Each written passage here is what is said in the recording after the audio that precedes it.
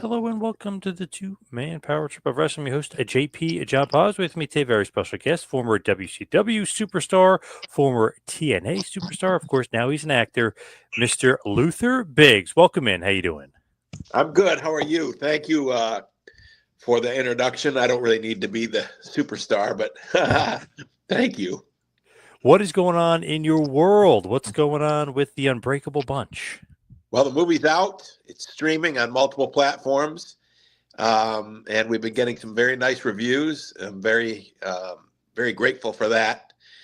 Ray Lloyd's doing the best he can to keep spreading the word with all the connections that he has. So it's going good.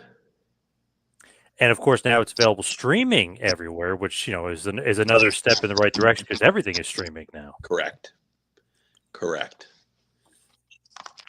Pretty crazy when you think about it. It's like, oh, we got to get in the movie theaters, and then once that happens, it's like, okay, now we got to get streaming. It's just the way the world works nowadays. Right. And where are you coming to us from?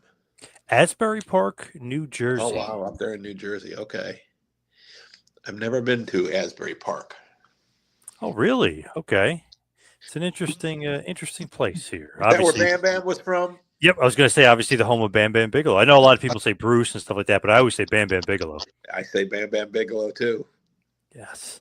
It's not Disgraceland, though. I know it's nowhere near there. I know that.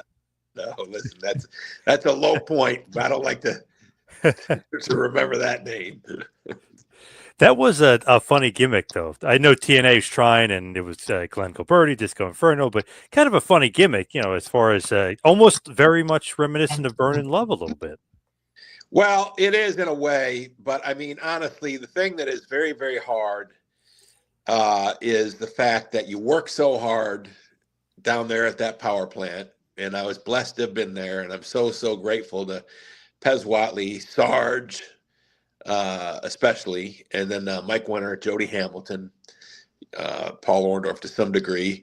You work so hard, and then they put you out there and they tell you to basically be a guy who can't really wrestle. That was the character, I mean, and it's just the heart inside you kind of dies at that point. That was where wrestling was really changing from something that I loved and looked up to, that I treasured, that I cherished, and they were turning it into, I don't know what word you would use, but less than the opportunity to show your athletic talents, more just go out there and clown around, and I didn't really enjoy it. What was it supposed to be? Because remember they had the flying Elvises at first, and then they bring it. Was it just like an Elvis fascination? Yeah, I don't know. It's very odd. I was doing the Burn in Love character before that with Dusty in Turnbuckle Championship Wrestling, and I had that exact outfit, the one that the Flying Elvises used. And so, of course, I had sent a tape like everybody else did. And I was told, oh, yeah, Jerry Jarrett, he really likes you and he's going to bring you in. And I was like, oh, that's fabulous. I'm pretty happy. And then they came out with the Flying Elvises with my outfit on. And yeah, I was disappointed, but, that's life. I mean, you're used to it by then in wrestling. You don't really expect things to happen just because you're told they will. And then I don't know. They wanted me to at one point to come up and do it, and I was kind of done with wrestling. I was actually teaching school. I had left Atlanta and I was in Orlando, Tavares, Florida, actually Lake County, which is north of Orlando. And they asked me to do it, and so I came back and I did it. And when I got there and found out what it was, I didn't want to do it. And so I did the one match. And I don't really like to even talk about it that much. But basically, I did the one match. And, of course, I got a win. And then they wanted me to come back, and I didn't want to come back. And then they said, well, will you at least come back and, put somebody over? Well, that's the right thing to do. I mean, so I did that. But that was it. So Burnin' Love actually isn't just from Unbreakable Bunch. I didn't realize that. It's actually from TCW with Dusty Rhodes. That's right. With Turnbuckle Championship Wrestling with Dusty Rhodes. That's where Burnin' Love came from. TCB, Dusty would say, taking care of Biggs. Did you create the character, or was that Dusty? It was both of us. I mean, I had wanted to do an Elvis character. And actually, it was going to be Hunk of Love. Jimmy Hart came up with that. And that was right when WCW was going down, in its last gasps. And Jimmy was going to bring me in as Hunk of Love. So I had the gear made. And then WCW folded. And then I was working for Dusty for a little while as just a manager, Luther Biggs, which sort of reprised the role that I had done in Memphis. And then I said, yeah, Dusty, I love being on the show and everything, but sometimes we make these long road trips, and I really, it's not that satisfying to just manage. I really would like to wrestle. And then I said, I've got this gear, and his eyes kind of lit up. He said, I didn't have any idea you had that gear. He said, yeah, that's great, and so then I started wrestling, and I don't know, Jimmy Hart always liked the name Hunk of Love. I always liked Burnin' Love because that's my favorite song. And so I don't know if it was Dusty's choice or mine, but we went with Burnin' Love. I was very, very grateful to have had that opportunity. Are you a big Elvis guy? I guess you are, right? I am. I'm a huge Elvis fan. Huge, huge Elvis fan. Always have been. And anybody who knows me knows that. And a lot of people like Elvis, but most don't like him as much as I do. Nice. I like that. Suspicious Minds is my favorite Elvis song. You said Burn Love. My Suspicious Mind, great song. Suspicious Minds is fabulous. Yeah, great song. Is there a new series coming out about Elvis on Netflix? I thought they were putting something else out about it. They just did. It's about the 68 comeback special. Yeah. So supposedly pretty good. I have not seen it. I might watch it tonight. There you go. Yeah. Was that basically he needed that special to kind of, make the huge comeback, if you will? Well, he'd been doing the movies for so long, and he wanted to go back to live performing live, and he wanted to do it with a splash, do something big. I think it was originally going to be a Christmas special, where he sang more traditional Christmas songs, and then some Hollywood folks got involved and said, look, let's make this, something more up to date, for the 1960s. So, but that sort of marked the end of his movies. I mean, the movies had become such a disappointment, I think, to him and probably the fans. So yes, that was the big thing, like, can he still be relevant on stage? And of course he came out and proved that he could. Did he really know karate and all that stuff? He always did the moves and stuff, but did he actually know karate? He did know karate. He was very good at karate. You'll hear all kinds of detractors, people who say that his karate was terrible and that he was fake and this and that. But I believe in his karate. And I remember reading a book by, what's his name? The director.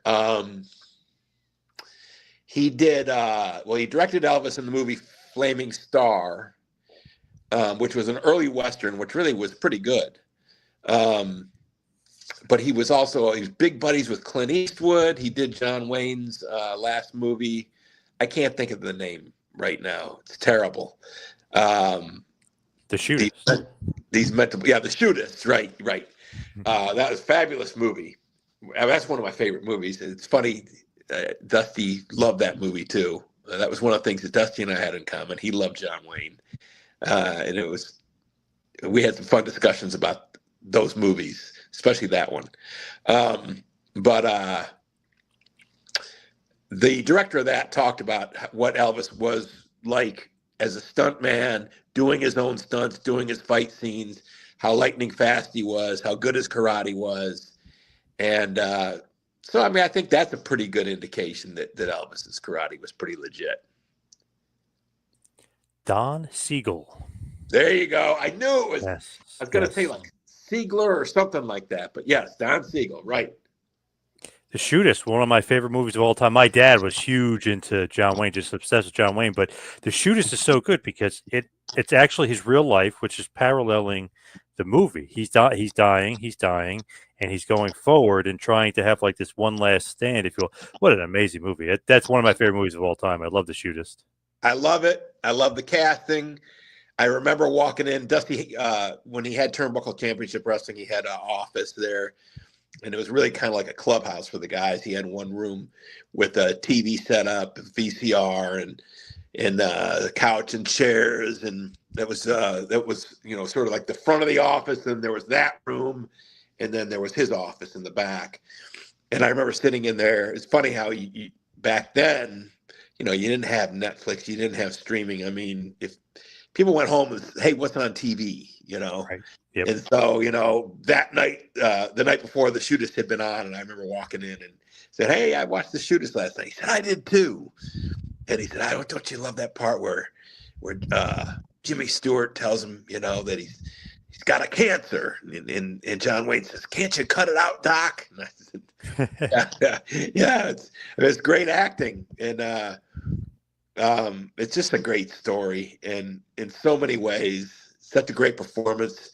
Yeah, I remember reading Don Siegel's book, also talking about, it's the magic of movies. That last shootout scene with John Wayne in there. Yes. I mean, how many? It's minutes, if just a couple minutes long, but how many days it took to shoot that, especially because John Wayne was so ill. And how he could come in and do a couple things, and then, they would just have to shoot the other guys. Yep. Fascinating stuff.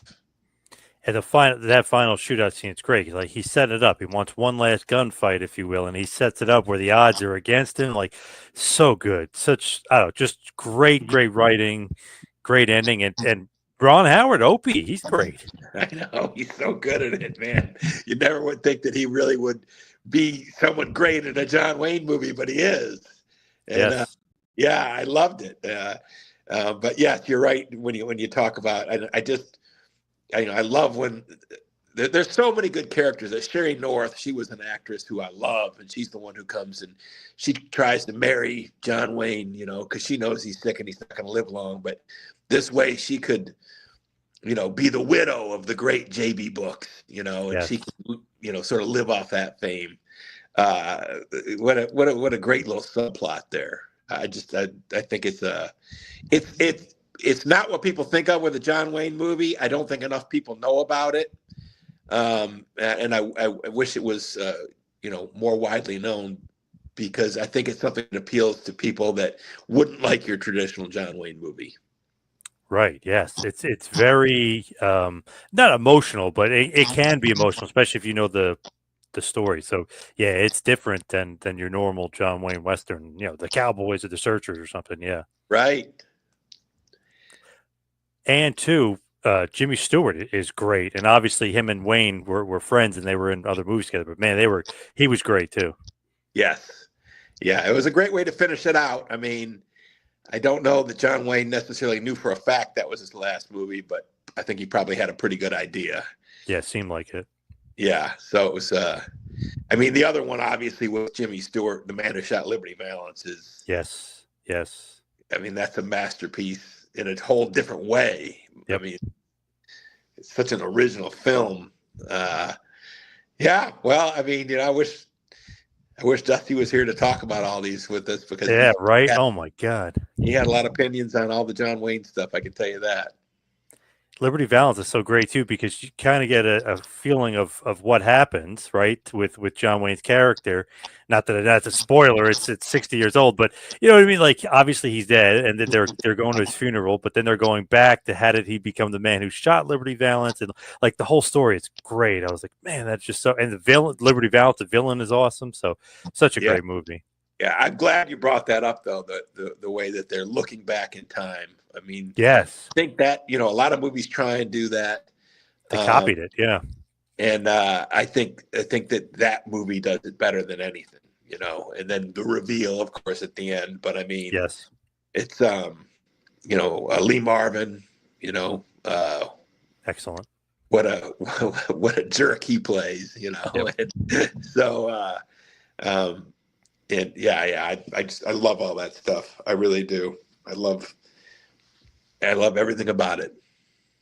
Man, I've watched so many John Wayne movies, and I have a list of ones that I haven't watched that I'm like, oh, I got to watch the Comancheros, and like, there's a bunch of other really good ones that I need to watch. But yeah, he's great. But it's funny, like we're talking Dusty.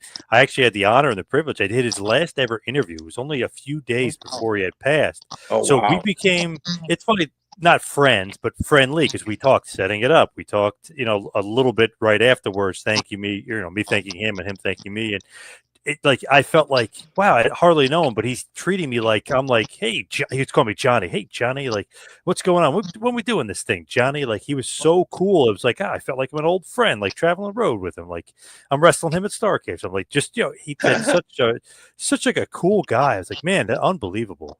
Well, yeah, he had a heart of gold. It was very nice, very, very nice. And that's a good way to describe just how quickly he could warm up to you, make you feel like $1 million. Not a lot of people can do that. Yeah, it was like, man, like I hardly know this guy, but I feel like, first of all, I'm marking out because he's Dusty, right? And then I'm like, oh, he's treating me, yeah, right. And then he's treating me like I'm like his friend. I'm like, wow, this is crazy. He has like that kind of like everybody is his good friend kind of vibe to him. Yeah. He was a great guy, man. A lot of people miss him, and I'll tell you, I would love to have seen when he started Turnbuckle, and he had some good times with it, some bad times with it, but he was such a creative guy, and it's such a shame that this technology of YouTube, Facebook, all this stuff came after him. After he had that company, because had he had all those tools, I think he would have done something pretty incredible with those tools and with the company. Yeah, I feel like there were so many good guys that came in there. Like, obviously, you and Ray Lloyd are in there. You had Scotty Riggs, right? And obviously Dustin maybe making a few appearances. Like, Dustin was there a lot. Yeah, pretty damn good roster. He used Barry Windham quite a bit, and Ricky Morton, Bobby Eaton. He brought in Bunkhouse Buck. Larry Zbyszko, Raging Bull Manny Fernandez, a lot of guys, man. Scott Hall did some shows. So yeah, there was a lot of good talent that came through there.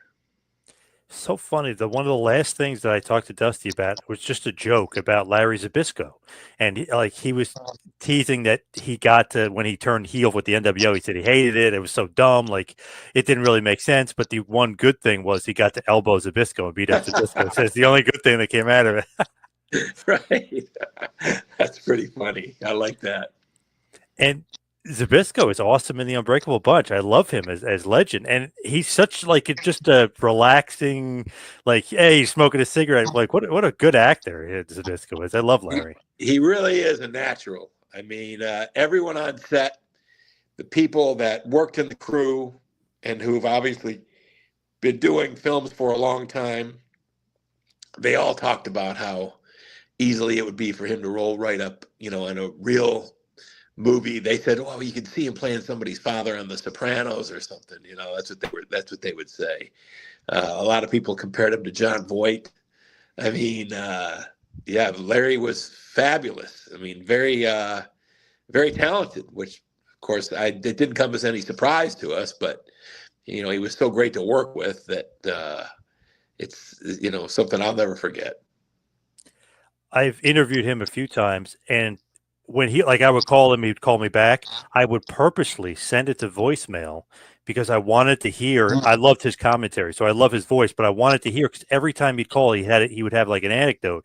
So he'd be like, "John, I'm on the 9th green right now. I'm about to finish," and he'd have like a story for like literally a minute of golf, and I would just purposely let it go to voicemail because I wanted to hear what he had to say. Like I just wanted 30 seconds to a minute of a Zabisco story. And every time I get an awesome story, like I'm on the 18th green now. I just shot a part 3 or whatever. It's just so funny. I was like, I love Zabisco. He's so great. I just love his voice. Yes, I do too. That's a pretty smart thing to do. Let it go to voicemail. I never thought of that. Yeah, no, he's a very entertaining guy in any setting. That's the best way I can describe him. He really is. You play a pretty big part when we're talking about the movie, though, because you kind of are, using your voice and narrating quite a bit in the film. That was not originally planned, but this is the first movie I've ever made, so I don't know. I would venture to say that a lot of movies end up being a lot longer than people think they're going to be when they first put them together. And so in order to shorten this, that strategy was suggested to us to use a lot of narration. And so out of that grew the idea of having Vernon Love being interviewed many years later and telling the story. So if we hadn't done it, the movie would have been real long. I mean, it's some of those scenes, especially where you see Jock going and recruiting people, Tonga, Ernest the Cat Miller, Larry Zabisco. I mean, they're long. And so I think it was an effective way to move it forward, and I was awfully glad to do it. It's great. And I love the fact, obviously Haku, Tonga, Ming is a part of the cast, Ernest Cat Miller, a couple of really legit tough guys there, but awesome characters. Yes. Great guys all the way around. It was such a special thing to be with those guys again after we've seen a lot of each other in the last few years now since the filming of it. But there had been a period there where I hadn't seen Ernest in a few years, maybe 5 or 6 years. And, we all were together at the power plant. I mean, Tonga was not at the power plant, but, we knew him. I wrestled him on Thunder one night. But Ray and Ernest and I had been at the power plant together. And they were there doing their blood runs cold stuff when I was a power plant trainee. And I'll never forget the first night we were together, we went to a high school football game in Ray's hometown, and we sat down, and Ernest said, I got to tell you guys, it's great spending time with you again after all these years. And, and it was sort of something I think that we were all feeling, but nobody verbalized it. Ernest was the one smart enough to put it into words. And I said, boy, that's that rings true. And I think that needs to be in the movie. So yeah, as there's a point in there where he does say that. So that comes from real life. And that's part of what we try to do with the movie is the parts where they're on the road, try to make it as much as possible for people to see what it's like for wrestlers when they're on the road, and the things that they talk about and what those relationships are like. And I love some of the characters you guys run into on the road. Some good cameos from some awesome guys, WCW alumni, of course, too. Well, yes, I'm so happy that thank goodness Big Ron Reese is in the movie. Ron was my roommate the whole time I was in Atlanta, and he and I are very close friends. And Gangrel, of course, he's not a WCW guy, but he was there at one time. He is one of the first people I ever met in wrestling, 1988, down here at the Global Wrestling Academy, where Rusty Brooks, Boris Malenko, and Bob Roop were the trainers. And so it was great having him in there.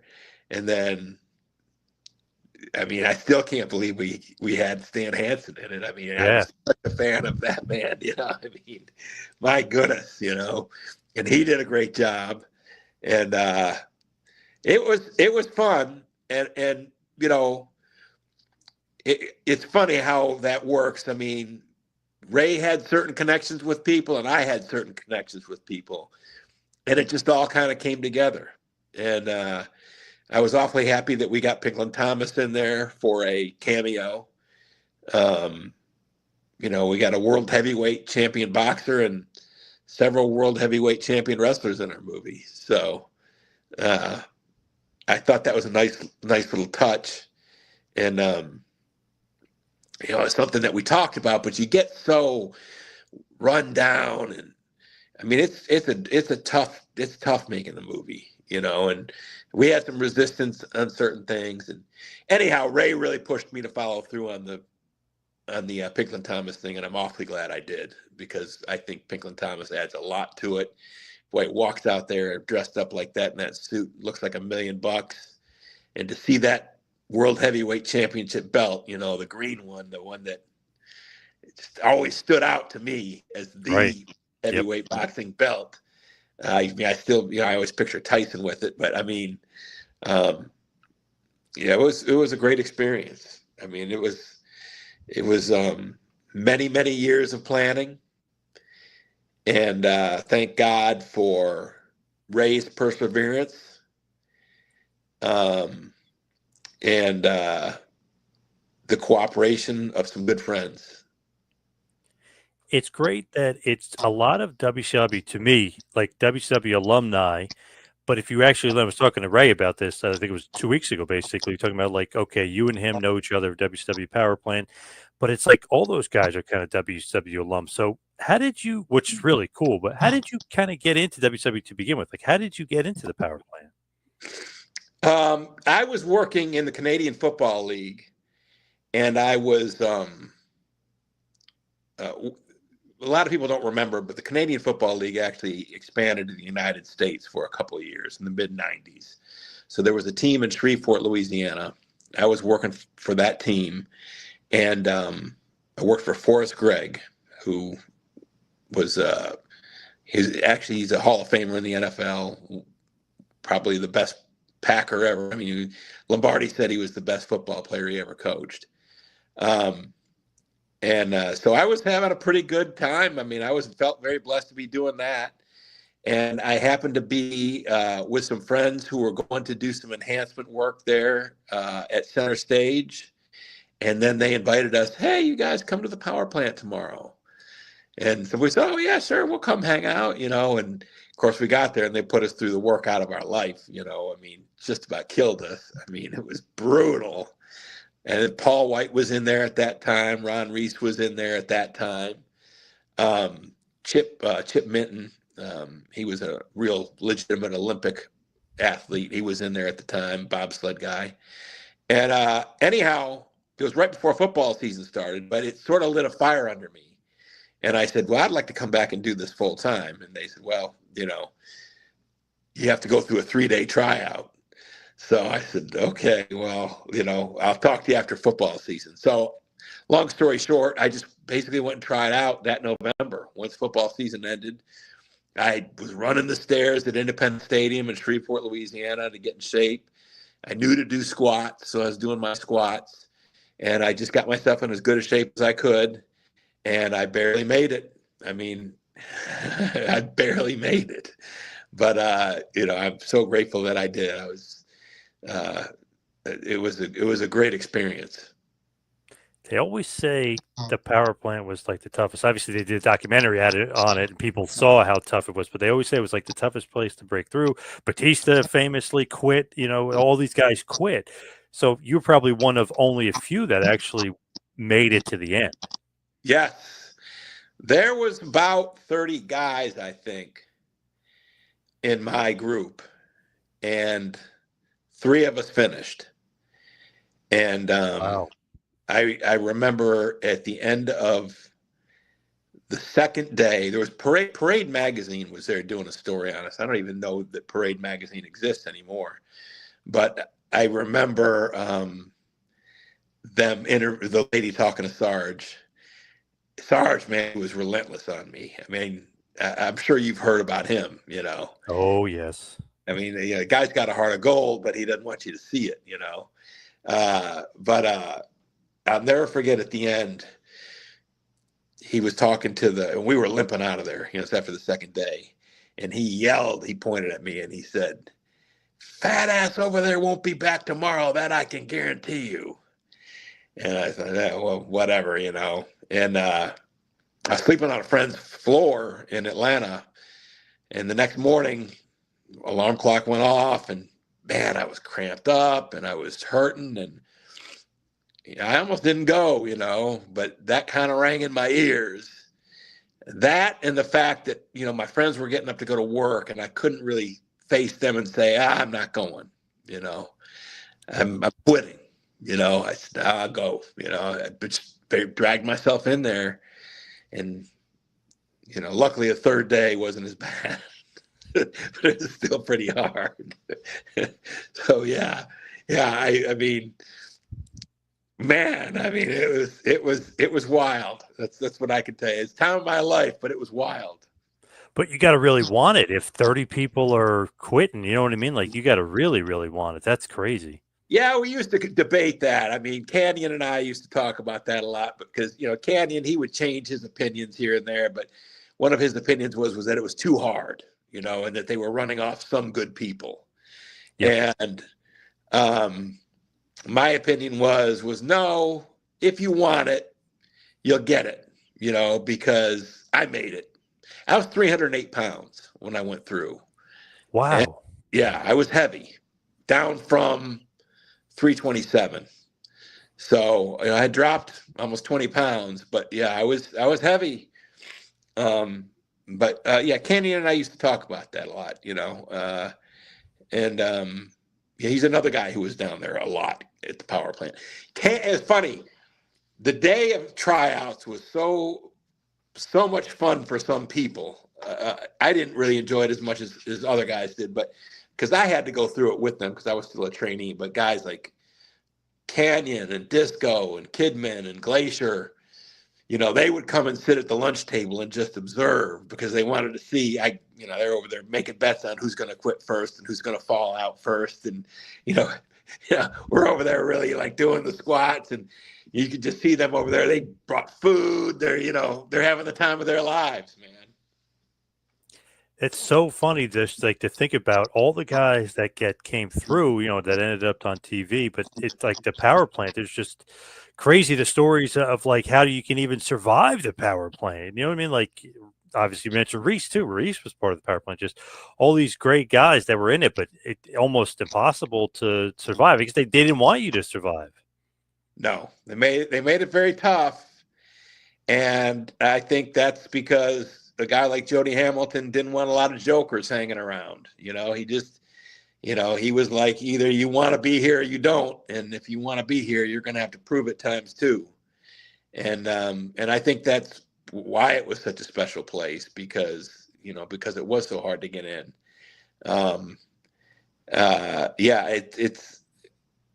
It was fascinating. I wish we had more footage of all that. I mean, you know, nowadays people have to film everything, but that would have been fun to see more of that footage. Because the thing is you never knew.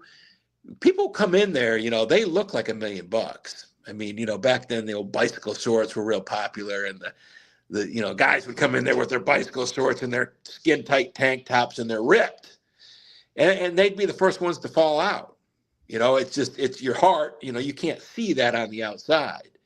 You know, and then, you know, some very average looking guy, you know, physically wise may make it till the second day, middle of the second day. So it's funny. They would come in there. Everybody's kind of nervous, but then they would see me. And I think they all breathed a sigh of relief because they thought, well, this guy's pretty overweight, you know, if he can make it, then I know I can, you know. It wasn't as easy as they thought. Right, man. It's and Ray was saying that too. Like, oh, this jacked up football player, he quit. Like, this other Olympian, he quit. Like, oh, people just quit because they didn't want it bad enough, basically. Yeah, no, I mean they had no idea what they were in for, and it was. I mean, I don't know. I mean, Bob Sapp came in there. He had a pretty tough time. I mean, I don't know if you heard that story or not, but No, no. What is the story? I know he was there. I know obviously he was going to debut in well, yeah, WCW I if mean, they didn't I don't close. really know Bob, but I know that he, the first day was no cakewalk for him. He might have gotten sick. So Yeah. um, uh, of course, he told us he just had a pretty big breakfast, so that could be a big part of it. Very nice guy, though. Very nice guy. Let me throw that in there. And obviously became a gigantic star in Japan for a bunch Huge, of years. Monster huge, star. but not in WCW, right? I mean, No, what nope. happened? They closed the doors, and like he was on Thunder with an interview. He was going to debut, and WCW was closed, and WWF never brought him in. He wanted too much money. They wanted to, they were giving everybody no money to jump. Yeah. So they offered him nothing. He went to Japan, became a huge star. So WCW was actually going to give Bob Sapp a try, but it just ran out of time. Okay. Yep. That makes more sense. Sam Greco too, who's obviously legendary fighter, kickboxer, karate, everything else. He was in WCW, the Power Plant too. He was going to get a shot. They kind of debuted him, not on TV, but they showed that he was coming in, and obviously that didn't work out either. Yeah, he had a great career, but that didn't work out for him either. Right. Yeah.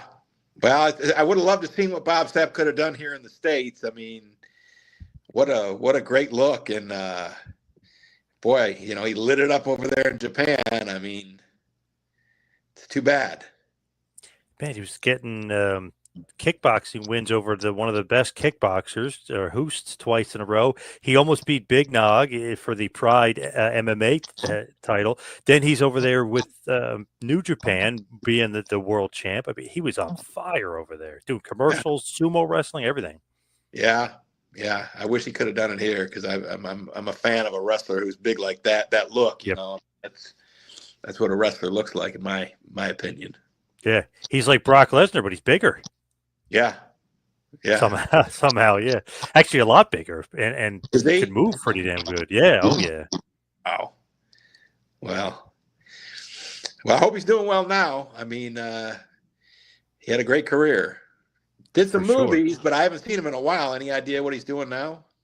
I'm not sure. I know he took some fights in Japan recently, and they almost seemed a little bit maybe work shoot style, even though I don't think it was billed that way. Just that's what it seemed like. Maybe trying to almost like pull a Tyson. You try to build the name up for reputation, maybe make a few bucks before you officially retire. Yeah. Well, good for him. I mean, yeah, he deserves it. So WCW, obviously, you went through the power plant.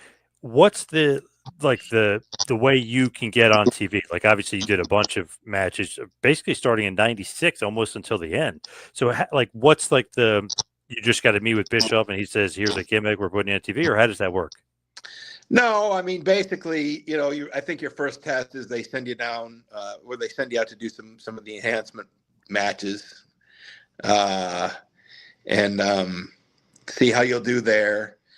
And then, you just try to come up with a gimmick, and you try to catch somebody's attention in the office. And, that was a hard thing to do for a long time there. I mean, when I first got there in '96, and it's not too long after that the NWO comes out, and then they're signing a bunch of guys, and they just really weren't looking to the power plant that much at that time because they were more interested, I think, in getting outside talent and bringing it in. They'd had such success with the NWO. And, in my case, I was kind of floundering there for a long time. And then they ended the Glacier gimmick, and we're going to bring him back as Buzz Stern. And they needed someone to be his student. And, I fit that role. So that was my opportunity to get on there and have some time with WCW. and actually, get a contract finally. So that was nice. I'm glad that I had that opportunity. So if you're in the power plant, you're technically not signed officially to WCW. Is that a different contract? Some are, some aren't. It just depends. Early on when I was there, no. Well, I mean, like for instance, Ron Reese was always under contract. But most of us were students there learning. And then I left for a while. I actually had a couple surgeries. I was out for a year and a half. And when I came back, everything had changed. And you had a lot of guys that were now under contract. I think, Chuck Palumbo, I think that name comes to mind. Sonny Siaki. I believe those guys were under contract at the time. Maybe Sean O'Hare. Big Jerry the Wall. Remember him? Jerry Tweed, New Jersey guy. Yep. Yeah, right. Super guy. Just gone too soon, Way too soon. Oh my God, Just a great guy. He was real tight with Big Ron, and we used to go cash our checks, the three of us, every Friday, or go deposit them every Friday. Jerry had a heart of gold. But it just depended. Some guys were under contract and some guys weren't. I think Chip Minton, the Olympic bobsledder, I believe he was under contract. They never did much with him. They never really gave him a chance. Yep. I never understood that. I mean, he was very talented. And here the Olympics were in Atlanta in '96. So you have an Olympian. I understand it's not the summer games, it's the winter games, but Chip was an incredible athlete and a very good wrestler. Someone said he lacked charisma. I said, well, I mean, I think he's made his living for years afterwards as as an evangelist. So I mean, he must have some charisma. Yeah. Oh my God. Yeah. So not everybody got a chance. I mean, that's the thing. It was difficult. It was stressful. Not everyone gets a chance, and that's the hardest part about it is that you don't always get a chance, and that's my biggest regret is I never really had a match in WCW where I was able to go out there. I mean, as Buzz Stern's student, right? I'm supposed to be a guy who's learning the ropes, who doesn't know how to wrestle the way a guy from the power plant can wrestle. So I had to tone it down.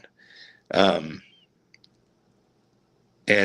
so that's disappointing, but I'm grateful for what I did get to do. I'm grateful to have been a part of that in that very, very small way. With that, right?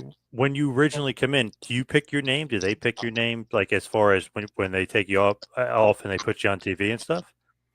Well, you pick your name, right? So I picked the name Big Sexy. I don't know if you've heard that story or not. No, that is great though, because obviously remember Big Sexy Kevin Nash. Well, that came later. Yeah. Yes. And so I was Big Sexy. If someone from the power plant sees me today, they'll still call me Big Sexy. Nice. And at some point, it was decided that someone else was going to be Big Sexy. Someone liked that name, I guess, And so it was taken from me. So they said, pick another name. So my name's Luther. And I wanted to hold on to Big Sexy best I could. So I picked Biggs, which is, basically Big Sexy, just take away the EXY. Yes. Wow. Didn't realize that. That's great. Yeah, that was me holding on to it the best I could. Damn, I love that. I guess Nash loved the Big Sexy moniker. Obviously, he became known so well known as Big Sexy. He became known that very much so, yes. Great nickname, though. That's a good one on your part. Well, Ron Reese came up with it. Ron Reese gave me that name, so I can't take credit for it. That's Big Ron. Ron was a very creative guy. The Yeti. Yeah, the Yeti. Right. Did you like that gimmick, the Yeti, or do you think that was ridiculous? I mean, I thought it was ridiculous, but I thought Ron doing it was great. I mean, yeah, it was ridiculous, but it's got such a great place in people's hearts. I mean, a lot of people like it.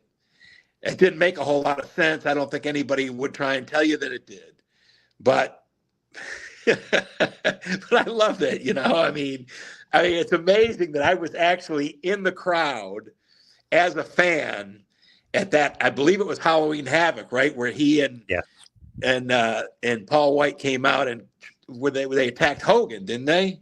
Yep. Yeah, yep. I was in the crowd. Little do I know that, I don't know what it was, 6 months, 7, 8 months later, this guy would be my roommate. The guy dressed as the Yeti. So I didn't really know Ron then. I'd met him one time, but I didn't really know him.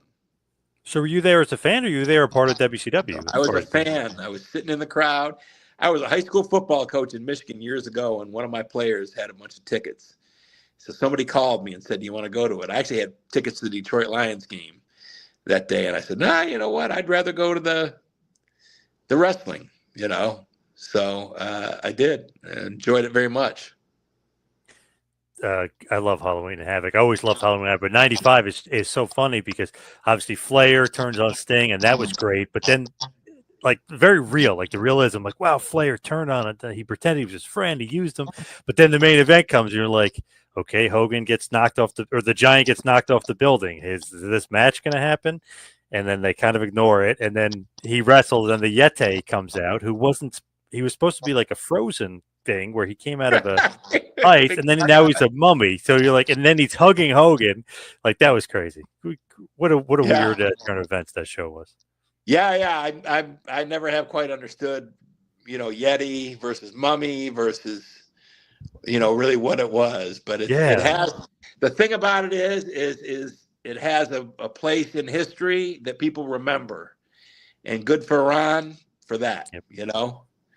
I mean, I think that's what you want. And Shivani helps out a lot too, because his call, the Yeti, he calls the Yeti, so everybody remembers that.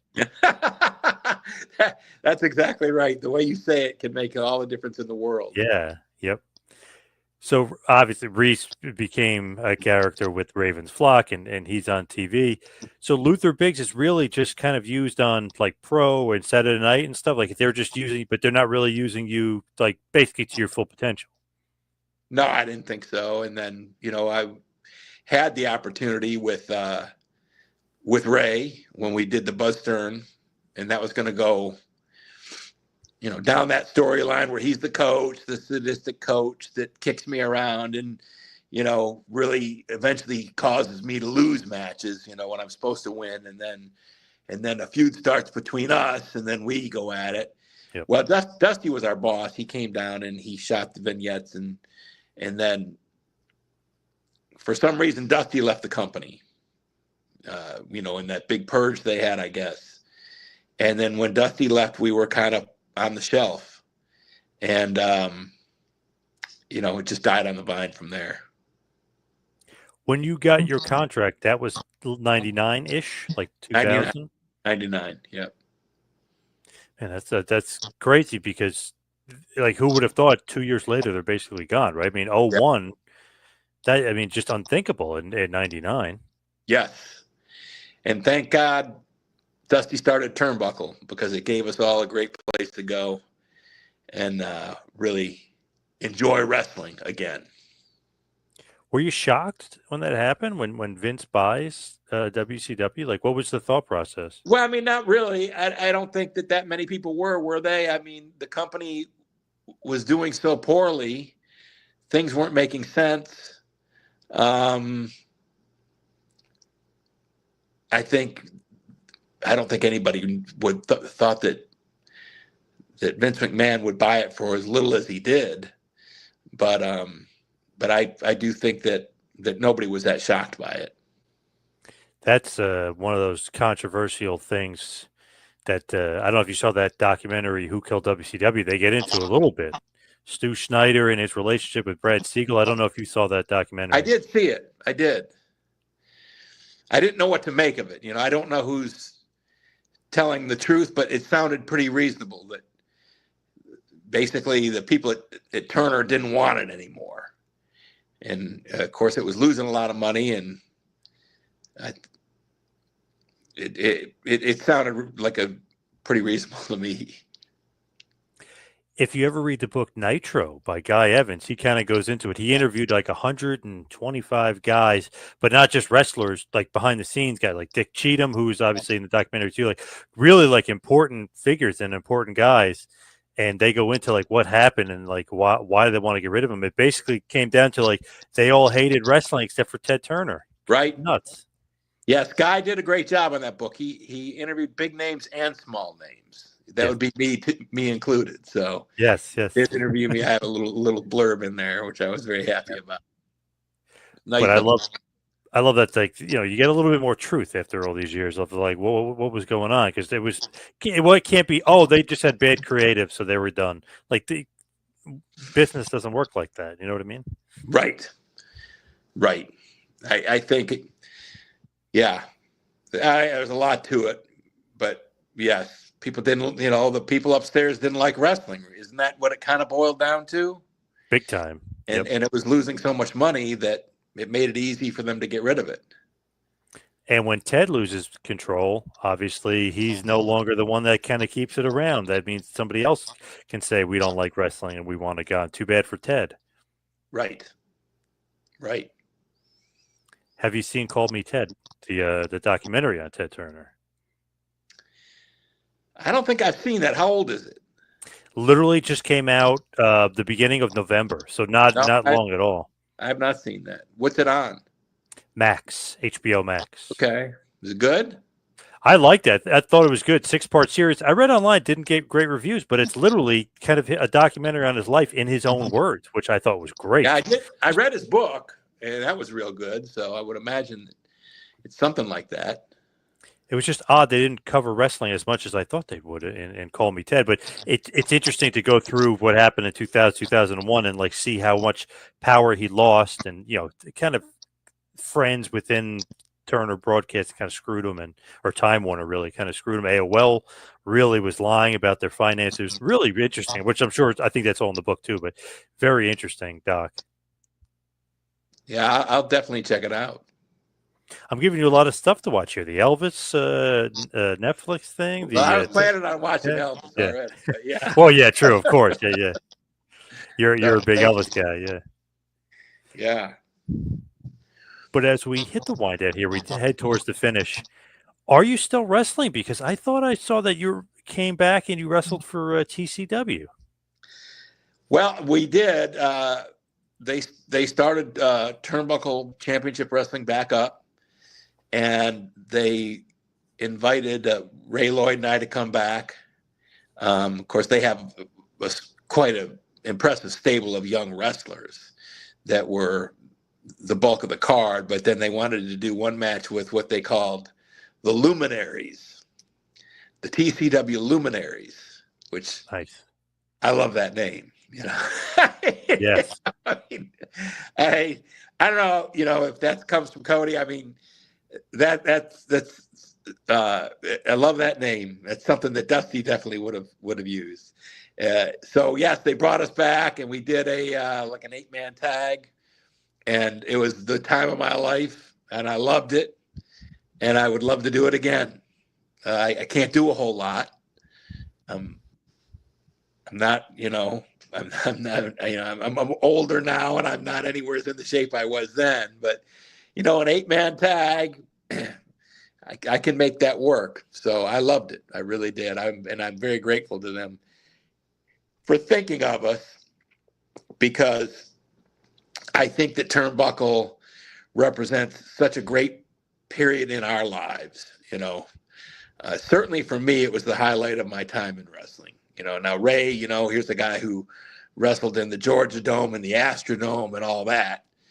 But I still think that he would rank it way up there, getting to work that closely with Dusty. I always like the small towns. You may know that. I don't like to fly to these big towns. I flew to I would have liked to have wrestled in Norfolk Scope. We could talk about that another time, but flew there twice and it didn't work out.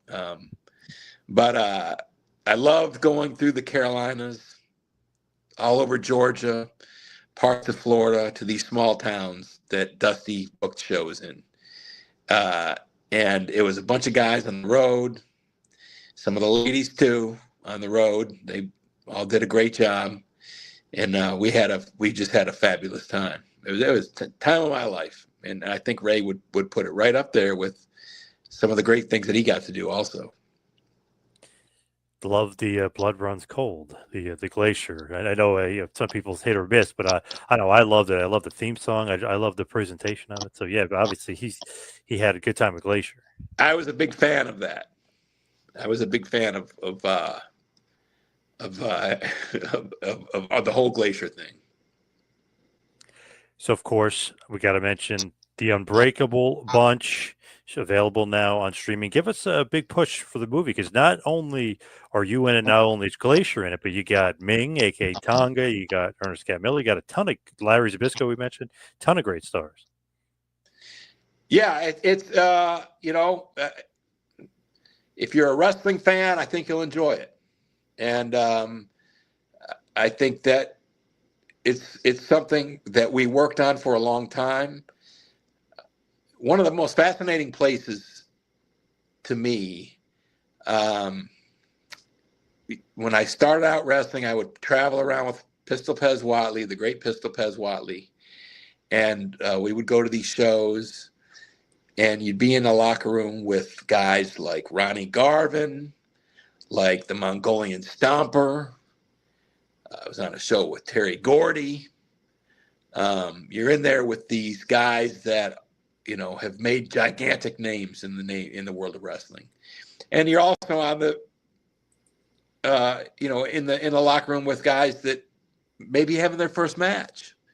So that independent scene is very unique, and so that's sort of where the idea of the movie came from. I thought it's such a unique cast of characters. If things really got ugly and went down, who are the real heroes? Who really would be the ones to step up? And that's sort of where it first came. And, there were many different ideas about this movie. But, and then it morphed into, okay, well, what do you love so much about wrestling? And what I loved is what I just talked about, going to those towns, being on the road with my friends, all of that stuff. And so I thought, well, people watch wrestling and all they see is what goes on in the ring. And I know there are fans who like to watch podcasts and, they know the inner workings of it and stuff, but even they don't really get to see the camaraderie, right? The friendship and the loyalty that develops over the years. And so I wanted to take that interesting mix that you would get of, people at different stages of their career and throw it on the road and try and find a way to demonstrate that friendship, that loyalty, the camaraderie of all working towards one goal. Putting on the best show you could, and then getting to the next town and having a great time doing it. And of course, you need, in a movie, right? You need more than just that. So we threw in some aliens to fight. Yes. It's almost like, I think Ray said it too. It's like an old Western meets They Live. It's like you know what I mean? You got the group of guys together, and you got like that kind of funny concept and the wrestling in the mix. And it's just a really fun movie. Obviously, it's available streaming now. So you can get it everywhere, including Amazon, so which is great. Yeah. Yes, it is. It is great. I was very happy that we got distribution like that and are available in so many places. And yes, it does have a little bit of a Western aspect to it. I mean, we're all such fans of the Westerns. We had to get some of that in there. So, love that. But it was a labor of love, and it was made for the wrestling fan. I mean, for people who love wrestling, who, if you watched Tonga, wrestle all those years, you're going to get to tune in and see a whole different side of him that you haven't seen. Larry Zbyszko was not only a great wrestler, but he was a great commentator. And, tune in, you're going to be surprised what a great actor he is. Yes. And Ernest the Cat Miller is a world champion in karate. And he's, none of us are young. And boy, I'll tell you what, the guy moves like a cat to this day. And you'll see that. I mean, he really has a chance to showcase some of his great karate. So, and there's a lot of fun cameos along the way, and I think that's what makes it fun. I mean, I get, from what I understand, some of these other wrestlers, when we filmed it, weren't that well known, and now thanks to AEW, they are. Yeah. Yes. So that's pretty fun. So, I hope that the wrestling fans will embrace it, and I hope they'll enjoy it. And it's the kind of movie that I would have liked to have seen. I love the idea of wrestling movies. They don't come along that often. And we tried to get a good bit of wrestling in. I thought it was important to have wrestling in the movie. Some people differed on that, and that's up to the fans to determine. But I look forward to seeing what they think of it. Gotta have that wrestling in there for me, anyway. Being a wrestling fan, so, right? 100%. Yes. Yes. Yeah. So, of course, the Unbreakable Bunch movie.com for all the other info for everything. Of course, available streaming. Pretty simple. It's on Amazon. It's on every other streaming platform. But where can everybody find you if they want to find you? Well, call Ray Lloyd. He knows where I am all the time. Now, I don't really have any kind of anything big, I mean, I'm not, I'm just down here in Florida and living my life. Love it. Hoping to make another movie, right? Yeah. Right. I mean, I would love to see the bunch get back together. I mean, there's a lot more we could do. Great. I was going to say, Luther, I hope not only do we see you again here on the show, because we got to get you back. We barely even scratched surface, but I'm hoping to see you again in the movies. Sure. I hope so, too. And I would love to come back on your show. All right, Luther, thank you so much. Really appreciate all the time. Thank you. And have a great night. Appreciate it.